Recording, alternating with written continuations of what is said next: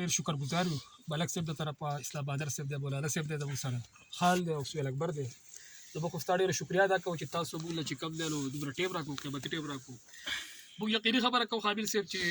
دا تدریس وکړل چې لکه موږ ستاسو سره مینه محبت کوو سوله ستا خدمات ګورو سوله ته ایمانداره یي نو موږ د دې قدر کوو ځکه ستا خواته دلته موږ راغلي یو دلته حقیقت خبره ده قابل صاحب چې تاسو دا غرونه چې کوم دی نو ټول لټ پلټ کړي داسې غر بلې داسې جی بلې داسې ځای بلې چې ته ورته نه یې تللی بالکل ته موږ ته داسې واقعیت بیان کړه چې په دې غر کې څه څه شوي دي لکه مطلب ځناور راغلی پیری راغلی ستا سره چې غشي ملاقات شوی ته یې رولی چې تا ته لکه مطلب نابساید حالات راغلي څه حالت په دې غر کې تاسو ته راغلي دي یاره مخکې خو دا داسې و چې په دې کې به چت هم نشو پټېدی خو اوس دا واته کاله چې کېږي نو دا غر امن شوی دی دا خوړ ځنګل شوی دی او په دې کې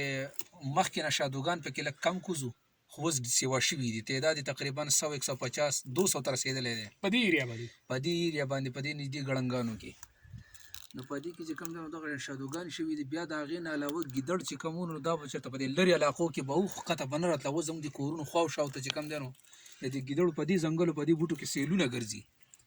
خو لکه داسې نقصانات یې اوسه پورې نه دي کړي لکه دغه خبرې هم کې خلک کوي چې د دې د لیوانتوب حسرات پکې هم لیوني کېږي خو لکه موږ ته الله پاک اوسه پوره خیر کړی دی موږ د سره داسې خاص نه خبرې خو لکه راځي کورونو ته هم راځي بیا د هغې نه علاوه اوس خو په دې غر کې چې کوم دی نو لکه بور هم ښکاره شوی دی نو هغې په دې بره د دربو کنډه ورته ویلی کېږي د دې ګړنګانو نه پاسه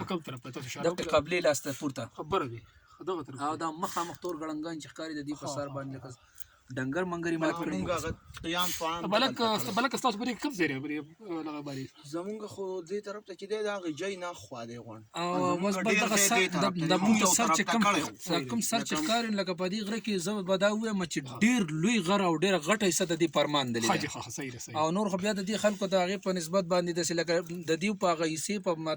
نسبت باندې د دې د خلکو درېیمه حصه هم نه ده رسېدلې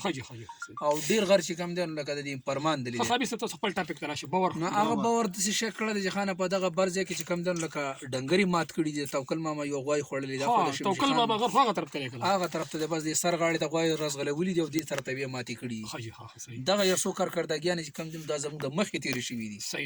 او څوک پکې لکه دا بحث کوي چې دا د چړیاګر نه چې کوم دي نو دا بوډاګان بوران چې کوم دي نو هغه خراب شوي دی د ځنګلو ته راپرېښي دي نو څوک وایي چې دا دغه دي الحمدلله دغه شال دغه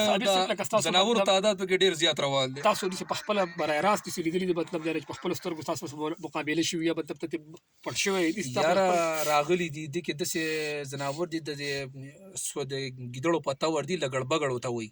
تاسو په دې موبایلو کې به دا تصویران لیدلي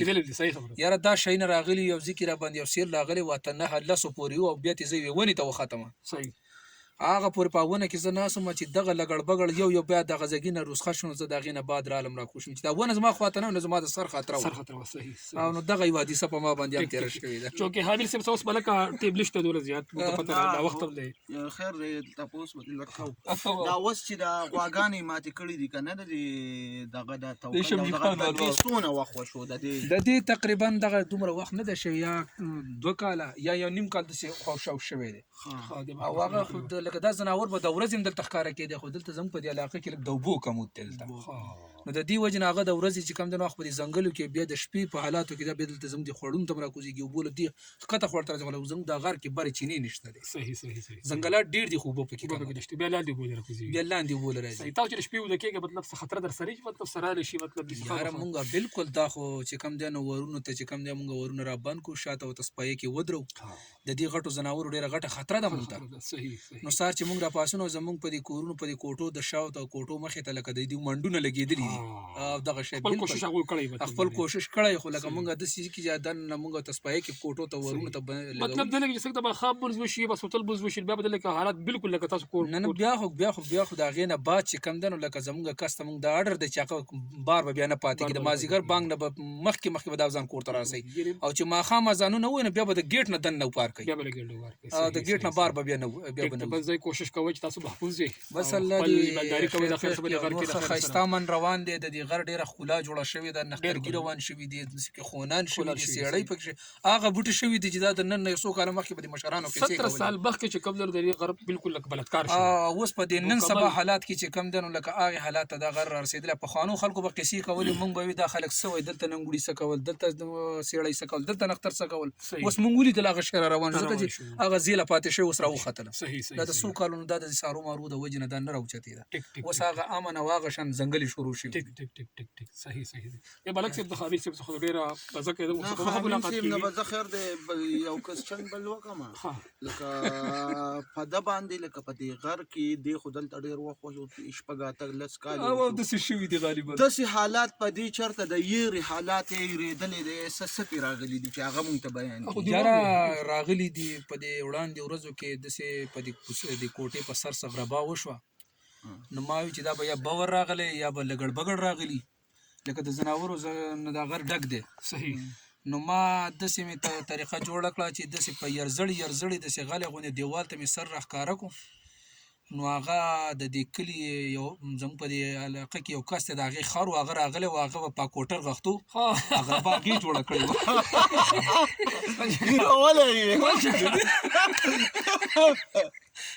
ډېره سخته یېره راباندې هغه تېره کړې الحمدلله داسې یېره راباندې نه ده راغلې لکه دا غټه عامه یېره دا په ما باندې تېره په ریګو در خالد صاحب ملاقات کوو څومره موږ خلک کېني د خو د خالد صاحب ریګو در ملاقات کوو انشاءالله کله کله به زموږ ملاقات د خالد صاحب سکي تاسو به د لوی حالات نه روشناس کوئ تاسو به خبره وګورئ د خالد صاحب اجازه راکړه ډېره مهرباني شکریه بس الله قدر وکړه الله خوشحاله کړه چې تاسو په دې علاقه کې راشئ زما خواله او تاسو راشئ تاسو په ما باندې ډېر غټ احسان راوړه مهرباني ډېره